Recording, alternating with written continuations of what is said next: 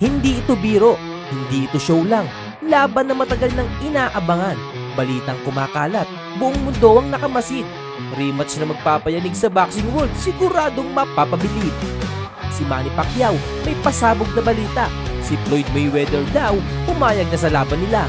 Hindi exhibition, hindi palabas lang, kundi totoong bakbakan, suntukan na walang atrasan. Setyembre 19 sa Las Vegas ang venue. Sa The Sphere gaganapin, laban na trending na sa buong mundo. Dati, sabi ni Floyd, exhibition lang daw. Pero ngayon, mukhang seryoso na, hindi na pa show. Mga fans, naguguluhan. Ano ba talaga? Record na 50-0. Ilalaban ba niya? Pero ayon kay Pacquiao, malinaw na ang usapan. Laban ay tuloy, walang atrasan. May iba pang laban si Floyd na nakapila, kina Mike Tyson at Zambidis, pero di pa kumpirmado sa masa. Pero ang tunay na inaabangan, walang duda. Pacquiao versus Mayweather, laban na may kasaysayan na. Ayon sa insider na si Lance Pugmire, may mensahe raw si Manny, diretso at sincere.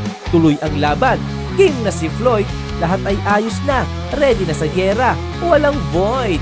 Kaya mga ka-courtside, ihanda na ang puso. Laban na to ay siguradong dudurog sa mundo. Kung ikaw ay excited, huwag ka nang magpigil.